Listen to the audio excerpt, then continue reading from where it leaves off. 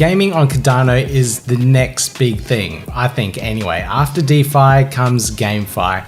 And Edwin joins me on this podcast to talk about his game, World of Pirates. The game mechanics are simple. If you like chess, yeah, it kind of works there. And he has a little battle royale, so it's a little bit more dynamic there if you want something a little bit different. It's a mobile-based game. They're still developing at the moment and have a Project 7 Catalyst proposal that is up for voting at the moment as well. So if you're looking for something to vote for, this might spark your interest. Check it out. Let's get into the interview. Yeah, gotta do it like that. You've been listening to the Learn Cardano podcast.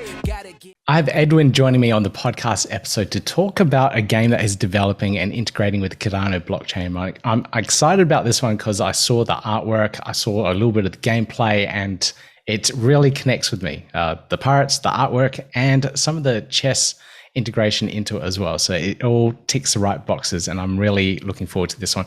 Edwin, welcome to the podcast. Yeah, hello, Pete. Thank you for having me here. I'm really happy to be here. Thank you for this opportunity. Yeah. All right, so let's find out a little bit more about your background. I'm assuming you're a game developer or something. Can you tell us about your background, how you got into crypto, and specifically Cardano as well? Yeah, so I'm actually not a game developer per se.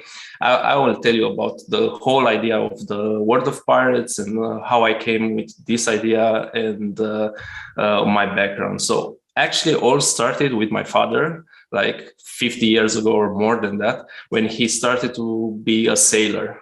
I'm actually from Romania originally. And back then we had like communism, and he started to be a sailor to sail around the world, you know. And after that, I was born, and he was telling me about, you know, like these amazing places he visited, like around the world, even Australia, New Zealand, Japan, and all these places, you know, also some islands and stuff like that. And I was always amazed about, you know, like the sea, the ocean, and also like telling me about how the ocean changed in time, you know, like before, like 50, 60 years ago, the ocean was like very calm, and he said that he didn't see that many storms. Okay, there were some storms, but now with time, because of also the climate change, they aggravated. So now you have like really big storms on the sea.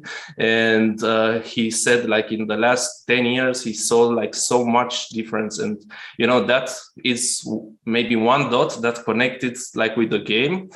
Another dot that's, let's say, connected with the game is like my father was the one who taught me like chess. Yeah. And that's the reason I also liked, you know, like the idea of chess. So I was playing with him chess a lot, and then also with other friends of mine. And yeah, I really like this idea to bring like this chess idea into the Cardano. Then about my professional background, it's like I'm a programmer. Like I started like early, like from the school in my first year of school with HTML. Like that was, and I was like, okay, I can change things, you know. Like I made like, this is in '95. You had like bad HTML, CSS was almost not there or something like that. Did you have a GeoPages website? I don't remember. Like, I don't think so. Yeah. Okay. I mean, was like I was like, I don't know, 7, 8 or something like that, and I was like, okay, I can change colors. You know, that was my first thing. You know, and then I follow like this path, like programming and all the stuff, and then. I started to be like a professional programmer like 10 years ago, and I work in Germany. Like I moved also to Germany, and I work for different companies. And yeah, my connection with blockchain actually started also like before coming to Germany. Was like 2010. It was actually with Bitcoin in the beginning, you know, like in the first beginning of the Bitcoin. I was like, very early. Okay. Yeah, it was like, imagine Bitcoin was 0.30 cents or something like that. Yeah. So I was like playing around with it. I bought some Bitcoin back then. And then after some months, I sold them and I bought some pizza or something like that, you know, because it was like I was like 0.30 cents. And then I said, okay, it's nice to play with him. I was mining, I think, at the time with my bad computer that I had back then, because in the beginning you could mine with just one computer. And then I just gained, I don't know, like maybe $10 or something like that. And then I sold all my Bitcoin. And then because my focus was also to go and to do my master's in Germany, and I said, okay, I don't have time for mining and stuff like that. Back then, I was also like a student. I didn't have the mindset like now. If I knew what Bitcoin will become, like in this day, maybe I didn't sell it for a pizza. But yeah, so this was my first, like encounter with blockchain, and actually time passed, and I worked like software engineering in Germany, and then again in 2017 was when I started again to look into Bitcoin, not Bitcoin, but blockchain projects, and also then I started to learn a little bit of Cardano. But really to get back into the blockchain was like 2019, 2020, I think, was to really start a little bit to see how you can program and do some smart contracts and stuff like that. And in Cardano community itself, I started like late 2020. I was also stake pool operator, and I had my own stake pool, and then I closed my stake pool because I needed marketing and all the stuff, like time to allocate. And I had the idea for this project for World of Riots, and I couldn't do both in parallel. That was my main problem. And then, the idea of the stake pool was also a little bit related with the game, because I also tried to have like an impact stake pool to help charities. And as I said, the marketing stuff, and I didn't have that much delegators. And in the end, I said, okay, I will close this and I will follow with this project, because also in this project, I want to do also with charity, and I think will have more impact and will help also other people to see that and impact more. And about the game developer, I said I'm not a game developer. I'm more like DevOps, software engineering part, but also like in the last years, I was part in different game jams. So I did some small games, like for fun and with other people, and creating like different game jams and so on. No, it's quite a good background and backstory on how it kind of converged to where you are now. So it perfectly makes sense. So what I'm trying to get to understand now is the actual game itself. I know it's got a little bit of a background story to it, and you're converging some of your life experience with your father in terms of his travels and the pirates and the sea and all that, with the game of chess. So I want to understand now how the game mechanics work. What are people actually going to visually see when they play this game, and what it's going to be like? And how they're going to interact with it in general. Yeah. Oh, okay. So I was saying about the mechanics you asked. So first of all, these are our cards or NFTs. Will have different rarities. Then each rarity will have different borders, and we'll have also like a standard card. The standard card is this great one that you can play with it without paying anything. So you can play the game in the end. It's free to play only with these cards if you really want. In the end, this will be just like aesthetics or some, if you really like a character or to have another skin of the character, you can play with another skin. For now, in our game, we want to have just the cards, but later on we'll think also like 3D models, like to really have, like a character in the game. I mean, later when we'll have a bigger team, we'll focus on this. For now, because we are a small team and an indie studio in the end, we don't have like the financial power to do that yet, but in later on we'll be a bigger studio. We'll try to do this like a 3D model and to invest more in that part. That'd be really cool to see these characters, because like I said, I love the artwork. It looks pretty cool, and we'll talk about your artists a little bit later as well. But to see some of these characters as 3D models on the chessboard, animated as well, I assume, that'd be really cool. Yeah, sure. I mean, that's our goal. So I will talk also a little bit about that a little bit later. So here are some screens about what we imagine to be like the game right now. And let me go to the mechanics. So we'll have two games, like the classical chess, like this one, and then the battle royale game mode, or the turn-based strategy game, we call this one. So the classical chess mechanics are it's simple chess. So you'll not have anything else. You just play like chess. These are the pawns here, because we have some cards that are pawns, and then we have other cards that are champions, we call them. So the champions will replace different chess figures. They are not strict in the end, so will not matter. Just what will matter will be to be a champion card and not a pawn card. That's the whole difference here. And then it's the normal chess as you know it.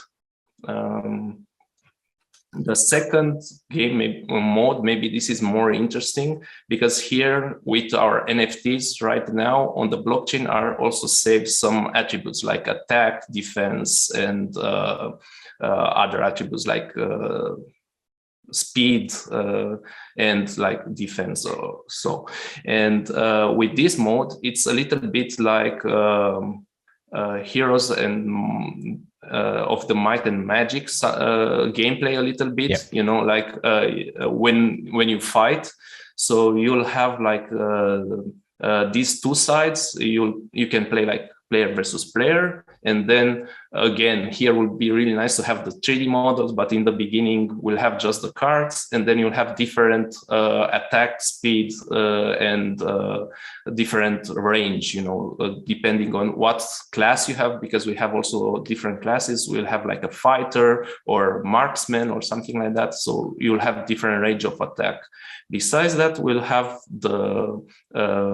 the tiles that they have different obstacles, like the land. You can have here like water, you can have like mountains or grass, and you can have maybe later on also like fire. So here it's a little bit of teaser of what will come. Maybe we'll have something also, not, you know, like now are a lot of projects that are doing land in metaverse. Maybe we'll have like something like tiles to put, you know, you can make your strategy in the beginning, and imagine that you can put like tiles on this map, and maybe you can put some fire or you can put some water, depends on what character you have and what strategy do you want to have around your character to influence a little bit the game also in this mode.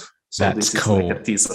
Yeah. I like that. So like a character that is adept in water, like they can travel through water or something because they're a pirate. They'll get like movement points, movement bonuses to get through the map quicker or something like that. Exactly. Cool. Exactly. All right. Terrain modifiers. Excellent.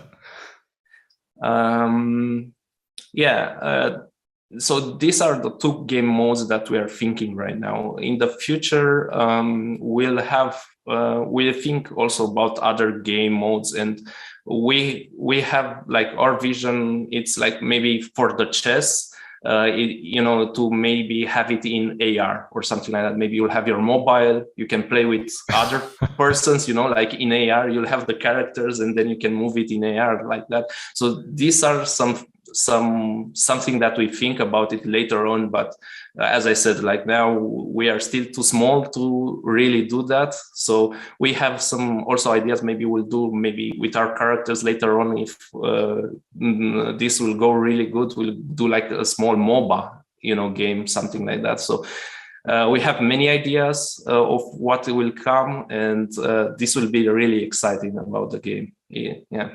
All right. So a couple of different play modes, game modes, future stuff that you might come up with in pipeline. So now I'd like to get into the NFTs itself. So all these NFT cards, you've got the standard deck that you get with the game, so you don't need to pay for it, so you can play to earn. But then the artwork itself, I know that you engage a bunch of artists to actually do the cards. So can you talk about that? Yeah. So in the project right now, I personally invested a lot of money. Most of it was in the art part because we contracted different artists to work to do the art for us. And we work with freelancers because we don't have artists now in our team. We are speaking now with a girl that maybe she will join our team, and then we'll have our own artists. But the idea is that in the future, actually, I can show, this is the team. I can talk a little bit about this later. So the idea is to make our game a little bit like a DAO model. And what I mean with this, it's like the community can, like decide on the art and in a way the game direction, because we'll have also some tokens. I can come back to that and discuss about that. But the idea is like to have a semi-DAO. I call it like semi-DAO model because our vision is like the community to create the art, and you'll have something like a proposal that can propose like a concept art, splash art, the storytelling part, or the 3D models later on, the sound art.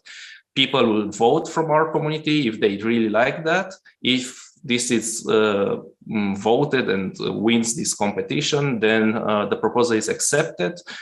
This person will win some WHOOP token in the end. We'll call our token, or currently, we have also this in place. I will break a little bit the explanation, but currently we have also this in place, but it's not fully developed. So we have what you see colored right now. It's what we have in place, and faded, it's what we expect to have in the future, And currently we pay the artists because we still have this competition. It's going on. We pay the artists that are winning the competition with fiat money right now. Yeah. And then later on, when I will come back now, so if we get the proposal accepted, we'll pay the artist, and then we'll sell this as NFT. Depending on what kind of NFT is, because we have, as I told you, two types. We have like Pawn, which we have a campaign like called Pawn of the Month. And with this campaign, we try to also help charities or impact projects. And we donate like 50% of the revenue we'll donate to charities, and the 50 we just put back in the game and to pay artists and so on. That's really cool. We'll talk about the charities after. Yeah. So the last part is like we'll have also in the future royalty fees, and as you see here, the royalty fees. Then we'll have a smart contract that all of these royalty fees will take 10% and go in this smart contract, and this will again split to the artist or the proposal, get back in the ecosystem, the World of Pirates ecosystem, and get back also to some charities. So this is our idea for our DAO model in the future. Okay, very cool. So it helps funds the artists, it helps attract them to the project as well, and the community steer the direction of the artwork. So they feel like they're part of creating the game. Exactly. I mean, maybe in the future, like in some years, maybe the whole game, like also the development part, will be also like part of the DAO. I'm not promising yet anything, but I mean, that would be cool if this could happen what I don't want is like this game to become a DAO and then, to don't have yet the community there to develop the right way, this game. So that's the reason I think for now, it's better to have it in the team and the team to lead that part. And maybe in the future, if we have a lot of people that are game developers and interested in the game and in the community, then we can try and make it this like to move it to the community and to give the community the power to do all the stuff. Yeah, it's kind of it's an interesting move to have all aspects of the game, controlled by a DAO. The community can come up with some really crazy things, and then the developers have to go, I have to put this together now. But if it was a popular idea, then it must have legs. It must be good enough to develop, I hope. Yeah. I mean, I think also like with the DAO model, you can create your DAO model as you want usually, because it's not always like a standard DAO model. So maybe we'll have also some advisors that they say, okay, this idea sucks, sorry, we will not implement it, or something like that. I mean, we can still do that to have like experts, or maybe that will be the role of the team in the future, and have it like that.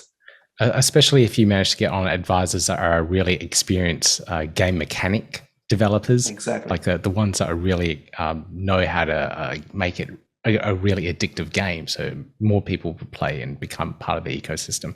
So that would be really cool. a balanced game, that's also important. Being balanced is awesome. It is very important. Do you have any slides that can show a little bit more of the artwork and some of the cards that you've come up with at the moment? So currently, I think this one shows the best. Are not all the cards as I see, but are most of the cards. Currently, I think we have like 3, if I'm not mistaken, 3 standard cards, and 6 or 5 NFTs. Currently, we are selling just this one, the Jane, that it's also part from the campaign. So she's a pawn. And soon we'll start to sell also our champion cards, which are these 4 here. So these are our champions. Actually, are 4 champions. And then like Ada, we can go into it. She has also like, this is the standard skin, not standard skin, like an NFT. So this is the artwork. As I said, this we worked with freelancer artists. I think we contracted like 4 or 5 artists until now, because some of them, like this artist that did this skin, did also the standard skin. So we try to work like one character with the same artist in a way, because then they will know a little bit, like the character and the traits of the character, and can focus on just one character. This is about the art part. And so in terms of working with the different artists, because not all artists have the same style of how they draw things. So are you finding artists that are having a similar style to match like a certain theme, or are they bringing their own slight different creativity for each one of the cards? So we are trying to set up for our game like to have our own style. And this we tried in the beginning, and then was easy, to work like with the 3rd or 4th artist, because we already had some art, and we can show like we want in this range the art to be, but they can be very creative. Like we let them like to be creative in the to be creative, like to show like I don't know how to say this, to show like this character. We said, okay, we want like Jane to be like in this setting or something like that, but then you can be creative and to follow the line art of the other characters, something like this. So maybe in the beginning was a little bit hard to explain how we want to depict the art that we have. Later on, in the end, was a little bit easier, for instance. Cool. Yeah, I could find that process a little bit hard, especially to brief all the artists in and get them to, get the styling right. But I guess if you have a template and the line art defined, then you can start moving forward with it. So it's also an iteration steps, because usually we worked with them like for 1 month, 3 weeks, 1 month, and then they will show us something. Then we'll say, okay, we wanted actually a little bit in the other direction, and maybe you can edit that, change that. So it was an ongoing process. It's not like, you have just, okay, this is the art, take it and do whatever you want. So that's where it is is it in this way? Is it when you work with the artist, like they imagine something and they give you like different thumbnails to choose from, and then you can say, okay, we imagine more in this direction, and then they came with another proposal, and it's a process that takes long. So yeah. So one aspect that you mentioned a little bit earlier was that the NFT sales were going to charities, and you talked about your experience with your father, with the seas changing and everything like that. Can you talk about that aspect of the project? I was very influenced also maybe by my father to be more involved in this type of charities. I also, like a student, I was part in an organization, student organization group to help different projects. And also like after my studies, I try to be involved as much as I can, like privately. And then at the beginning of last year, I told you that I started a staple operator that had the same goal, but then I couldn't do the marketing because I didn't have so much time. So then I said, okay, what if I will create this game, and then I will use also like some part of the revenue or some part of this to create, to do the same thing, to help charities. And maybe are also other gamers that they want this. So in the end, as I told you, like half of the fund of the month NFTs, the half of the revenue will go to some charity project. In the future, I imagine that maybe in our DAO model, people will vote for the charities. So maybe will not be all about the ocean or the climate change. Maybe they will choose other type of charities or impact projects, and then based on that voting, then the people can buy the NFTs and through that donate also to these causes. Right now we are running this campaign Pound of the Month with Jane Water Scout, that half of the revenue will go to Sea Shepherd, because they are doing exactly that. They are fighting against the modern pirates, like and we really like this project and the Sea Shepherd and what they are doing, and you can find more about them. They have also some cool how it's called, videos and documentaries about how they are fighting the modern pirates. Yeah. They do a lot of work in the Southern Ocean here in Australia, where they're chasing the whalers, and the whalers are doing scientific research and killing lots of whales, and taking them back and essentially selling them anyway. So yeah, it's a really good cause, and I absolutely love that charity aspect of the project. So in terms of the tokens on the website, you mentioned the Whoop token, and I saw on the deck and on the website there's other tokens and whatnot through it. Can you explain everything about how you've set that all up, why you've set that up, and then probably also talk about how you're funding the project as well. So let's start off with the tokens. Okay, yeah. So in our project, we'll have 3 tokens. We'll have the Whoop token, Whoop race token, and PG token. So Whoop token, it's Word of Pirates, and it's the short, it's Whoop. Then the Whoop race, it's more of a governance token, the idea. And then PG is Pirate Gold. This will be in-game currency. With this currency, you can buy chests in-game, and that's it. You cannot buy it with outside money, or you cannot buy it at all, actually. You can just win it. Then we'll have the Whoop token, that is our currency on the blockchain. And with that, you can later on, because now it doesn't exist, you can swap it from ADA or fiat money. You can swap in Whoop. And then you can buy also NFTs with it. And also you can buy, we call them gems. And these gems, you can win again some NFTs or other items that we'll have in the game. And then the third token, it's Whoop Race. The Whoop Race, the idea is also you cannot buy it. you'll have it in game that as a reward, and also like the proposal of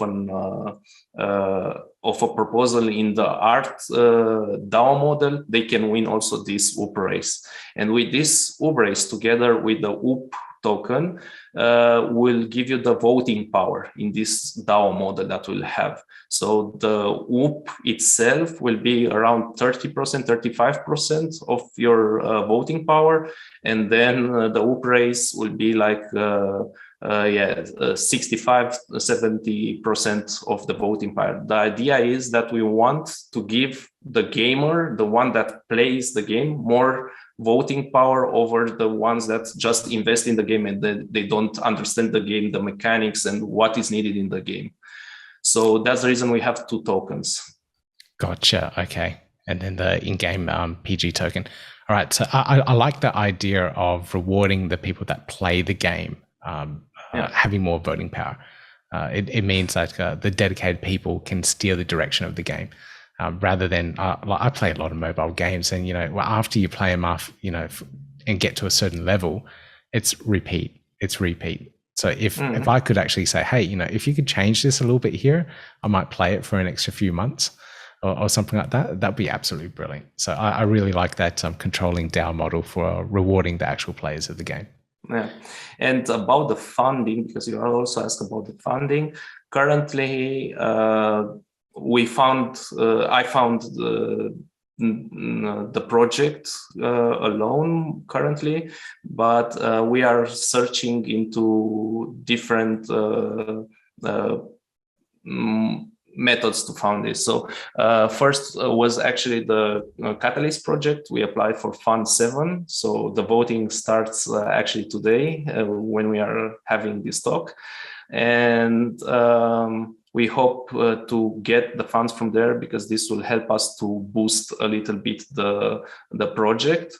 Otherwise, we are planning for releasing our token, and then we'll have like a public sale, a private sale, and we'll try to fund also the other part with this.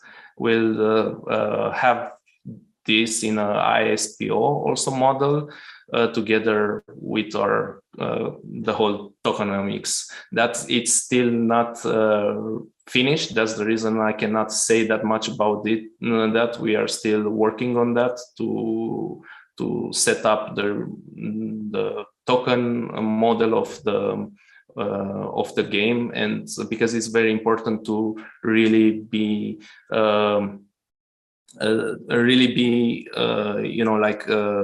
merge with the game, and how the rewards are actually in place, and to have all of that set up.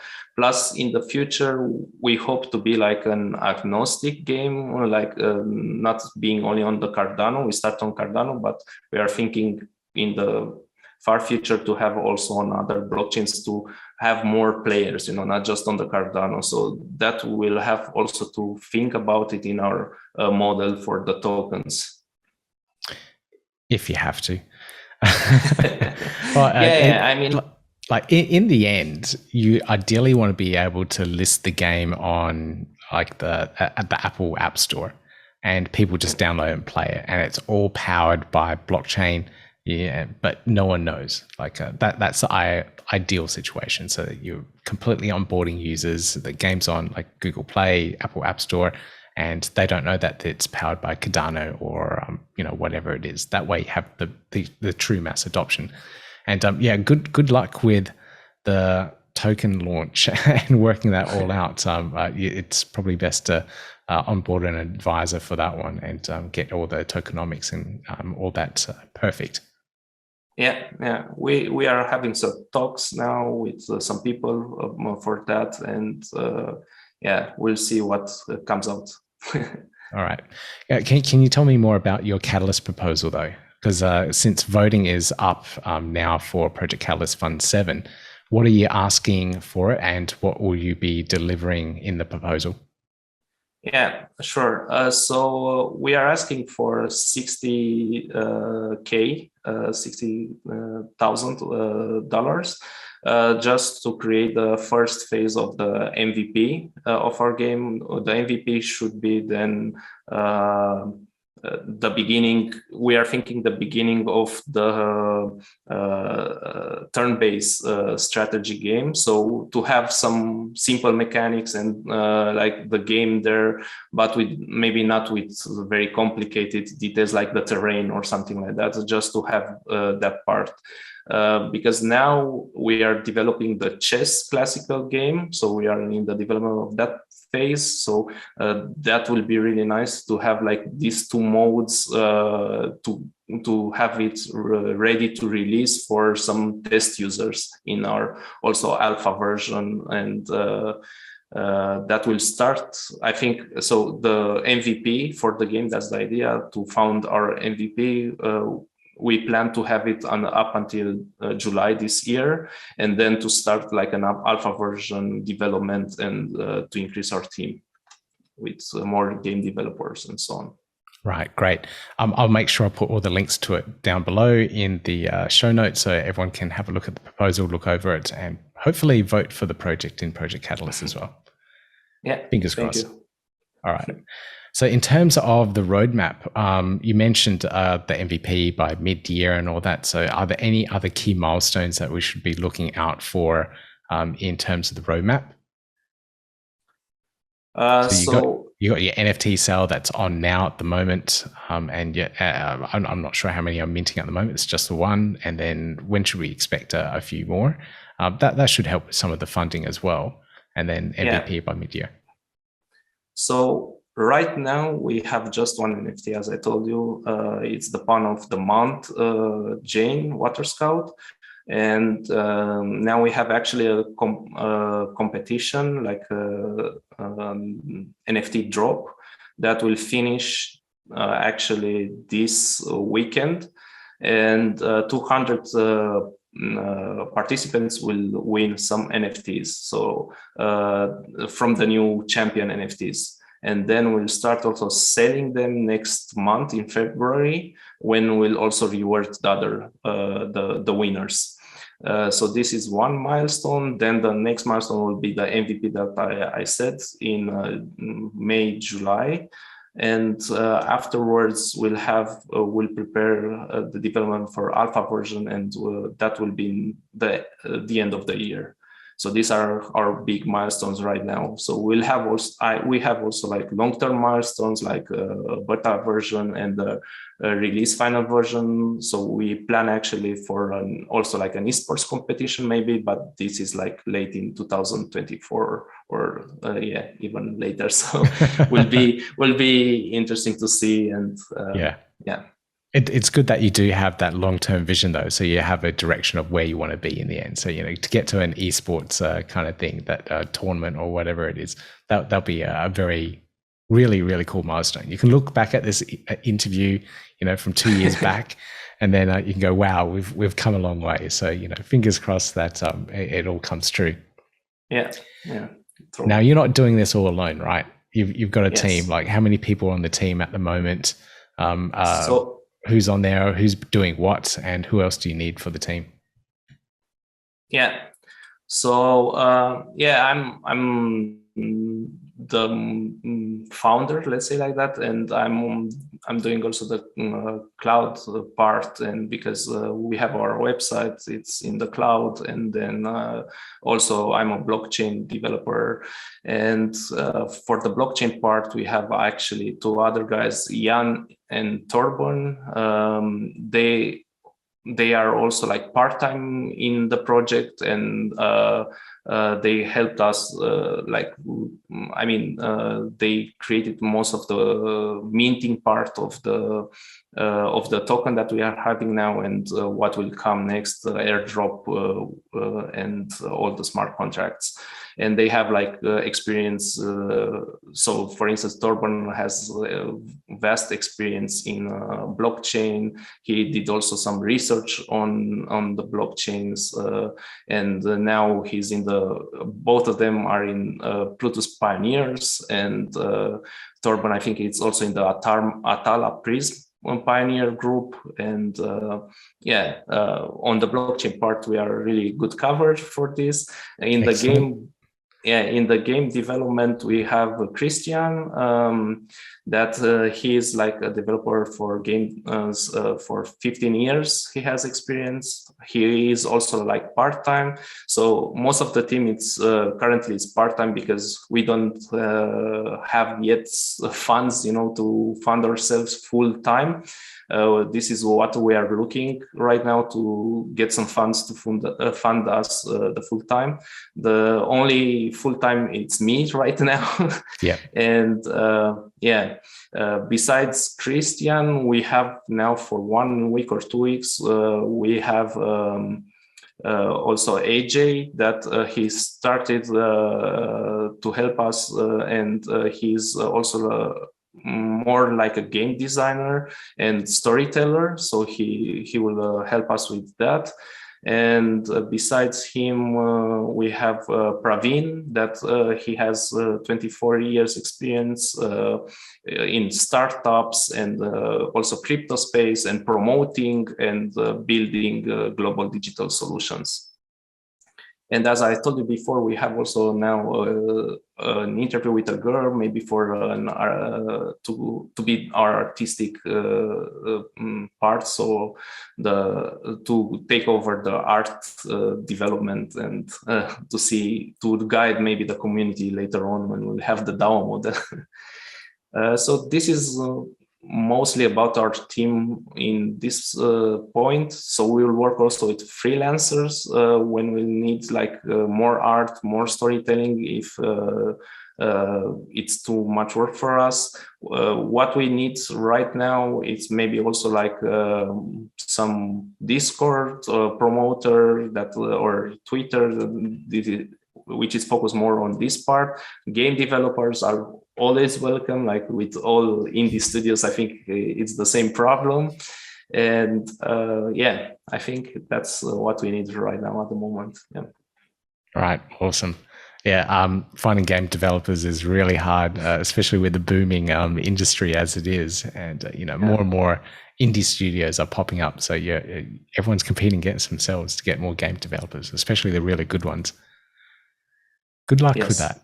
Oh, at least you got the Haskell developers, the Plus pioneers in your team. They're the second type of developers that are really hard to get at the moment. So at least you got that covered. That's really nice. All right. So in terms of people finding out more about the project, how can they find out about World of Pirates, and what's the best place to engage with the community? So for us right now, if you want to find more, just go on our website, worldofpirates.io, and also follow us on Twitter and Discord to engage with us and ask whatever you want about the project. We are there to help you in finding more. Even we help some people to set up their account or wallets. We said, okay, look, follow these guides from other people that have more experience, or they have really good videos about that. We just pointed them out and help them with that. So if you need any help, find us on Discord. All right, absolutely brilliant. I'll put all the links to it in the show notes. Everyone can get to it and join the community there and find out more about World of Pirates. This is really cool. I can't wait to see the game develop and progress a little bit more. So we'll see in mid-year to see how it goes with the first initial MVP, that chess style gameplay. And good luck with all the development and Project Catalyst. Thank you very much. Thank you for having me here, Pete. Don't forget to check out the proposal. It's down in the links below. If you like the game, if you like the NFTs, check it out as well. Again, all the links are in the description down below. Now that's it for me for this video. If you enjoy this content, please give me a thumbs up, click subscribe, notification bell, and you'll hear more from me soon. Yeah, gotta do it like that. You've been listening to the Learn Cardano podcast. Gotta get it hype. Crypto is what we like, but this is not investment or financial advice. Gotta do your research, cause it's risky. We know it is. This show is educational and it's informative. Crypto's the future, really, it ain't no debating.